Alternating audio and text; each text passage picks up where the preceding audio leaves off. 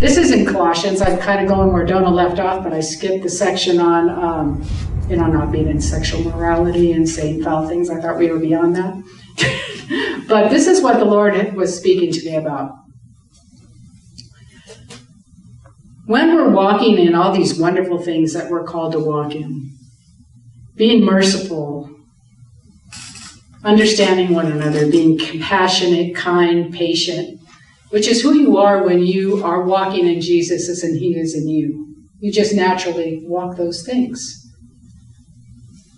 But when we get offended, we automatically build a fence. And so my question is, did I build a fence? And if I got offended, it really isn't the person speaking to me. I have the issue. I'm the one that's offended. And if I build a fence, then I've just separated myself from a place and the deep places of God, because I just built a fence. So we need to ask ourselves, and this is the reason I'm saying this, because I've heard from people that I know that have been around me that have gotten offended, and I've heard people get offended because someone else got offended, and they were offended of their offense. Okay. We do it, especially spouses. When a spouse gets hurt, the other spouse gets offended when it wasn't done to them. I mean, we are one, I guess, when we're married. But we do it with friends. We do it with things that we hear. People that have done somebody wrong, we get offended. And we hold offense against other people. We put up a fence. And us that are wanting to be like Christ, and we preach to people, and we bring people into the kingdom, and we talk to them about Jesus, we need to become unoffendable. And I heard Todd White saying something, because he never gets offended, and he realizes that the Lord had showed him they don't know what they're saying. They don't, it's kind of like Jesus, they don't know what they're doing, because they don't know yet. They can't say what they don't know. And sometimes people get angry with you because they don't know. And sometimes they get angry because they have their own brokenness and they still don't know, right? And we were talking about that. When you're with mature Christians and you have a deeper understanding of each other and you see what's in each other's hearts, you tend not to get as offended because you go, like that, I know your heart towards me. You would never intentionally try to hurt me. So if you said something I didn't understand or I thought was offendable, I would go to you, can you say that?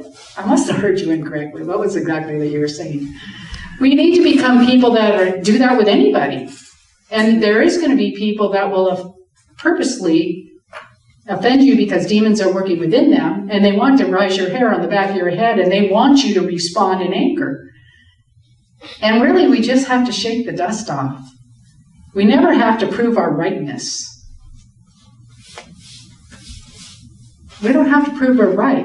We are caused to die to ourselves. Because our old man died, and when our flesh dies and God rides up in us, it's okay to be truthful without being angry. And it's okay to speak truth, because as you should. But sometimes it's pearls before swine, and there's no truth that's going to be heard. Does that make sense? And so those times you don't say anything. You brush the dust off and walk away. And I'm saying this because I'm expecting us as a group, I'm speaking to myself too, I'm expecting us as a group to become unoffendable people. And if there's an offense, I built the fence. I'm the one that built the fence. If I get offended at something, I just built the fence. They didn't do it. They just said something. So then I have to ask myself, why did I build a fence? Now, this is different than having healthy boundaries. I'm not saying the same thing. Because sometimes you have to have healthy boundaries if you're in abusive situations or, those kind of things. There are healthy boundaries. Doesn't mean you're offended by a person. It means you know that it's dangerous and you need to have a boundary. I'm not talking that. I'm talking about being offended because someone said something that triggered something in you that hurt your feelings. And most of the time, people didn't mean it. They just speak. Some people are just direct. They're just direct people, so they speak very direct at you. And some people get hurt by that because they like a lot of words and they like the fluff around it and they want everything soft. And if they don't receive it that way, they think someone's being harsh. But they're not. It's just the way they communicate. I love direct people, personally, because then there's nothing hidden. I love that. It's harder for me when people are talking around everything and I'm trying to figure out what are we saying. So I get it. I know both sides of it because I have friends that are beautiful, soft people, very compassionate people. But on the other hand, they get hurt easy because they're so tender. So my tender friends, wherever you all are, I'm not going to look at any of you personally. Don't look at it. Don't look at that. Over there.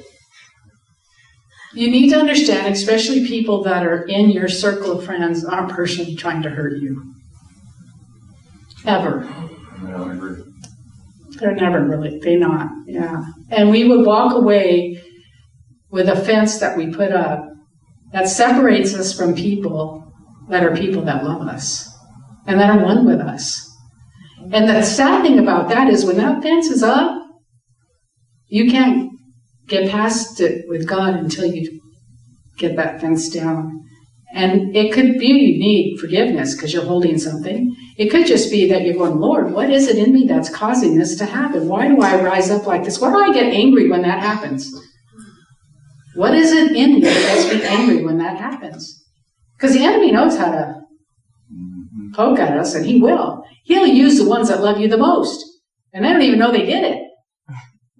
And all of a sudden you're mad. And you're like, oh, what happened?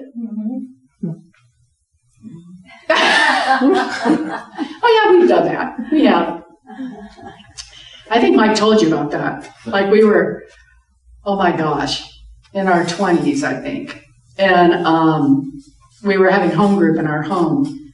And it was going to be starting that night. And I don't remember fully what happened to the nth degree, but I knew something happened when we were fighting. And he knew I was going to say, oh, you don't love me anymore. And he had heard in his head from the Lord that, it was God, right? That you heard that it said. No, I think we were both listening to demons. Oh, that's probably. It wasn't from the Lord.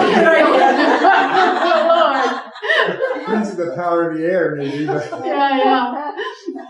I had heard that you don't love her anymore. And I said, you don't love me anymore. And then because you were walking away, and then you spun around and you said, you don't love me anymore, do you? And then he starts laughing. Laughing hysterically. Laughing because he just realized we got duped. And thank God he realized it because we just went, oh my gosh, right before we're having people come to our home from home group. It was hilarious. But that's what happens. Now, had he said, you're right, I don't know where we'd be today. Not here. I mean, you don't know. But thankfully, he got out of hearing the wrong voice and got to the right one and started laughing. I mean, I don't know how many of you, before God's ready to do something, a fight will break out, or somebody will cut you off, or it happens all the time. And you were just talking about that, when you're supposed to be someplace and all of a sudden everything comes up, because it is the enemy's job to kill, steal, and destroy. And when he gets you offended, it isolates you not only from people but him. That is rough. Because none of us want to be separated from him. And honestly, when you're offended, you're hurting yourself. Because most of the time the other person doesn't even know you're offended. You usually just walk away offended. And you never get back to talk about it. And then you have this division, and they don't know anything about it. They're fine. They're going off having a great time. And you're like, you see them in the grocery store, and you just want to walk the other way. Or you'll see them walk in, you'll go to a different grocery store. it's ridiculous what we do. It didn't hurt them. They're having a great time shopping. We're the ones that hang ourselves up every time we get offended. Oh my gosh, I remember, this is how I knew I had a person, lovely person, who would like to critique me publicly. Yeah, it was lovely. And all the time, because they wanted to engage me in an argument. And they were one of those people that, like, felt they were smarter than everybody and would start these kind of things. And I wouldn't engage in the argument, but other people that knew me would post and say, oh, this was great. And this person would get mad because they didn't want to hear from anybody else. They just wanted to hear from me. And I just felt like I wasn't supposed to play. I just wasn't. Mm-hmm. And it was funny, Mike and I were in San Luis, and I wish it would have been a place I would not have thought would see this person. And they walked right up to us in this meeting in San Luis. And I went, oh my gosh, thank God there was nothing in my heart. Nothing. I didn't have a bad feeling. I wasn't weird. And I think it's because I never engaged in the bad stuff that I had to have an offense. I mean, I could have been offended. But it was just, I felt, yay, God has done something in me. He grew me up in a way that I wasn't before. Because before that would have hurt. I would have had a feeling. Or like, oh my God. I know that we have been through the fire in this area in our life. All that we went through in Kauai and just hard stuff that the Lord brought us through. But I know it's because He wanted to make us people that didn't operate in rejection and did not operate in offense.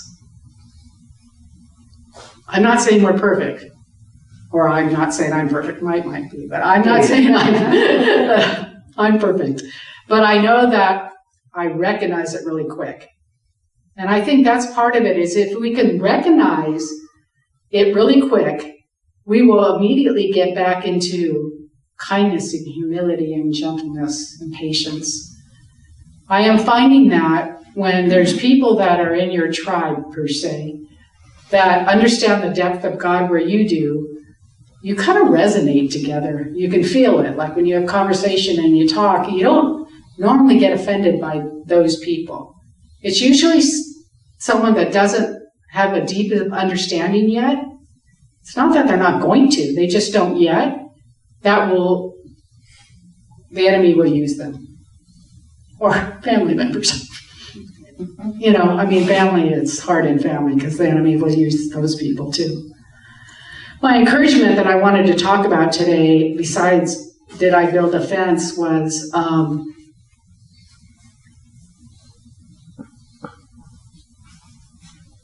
it's hard to die to yourself.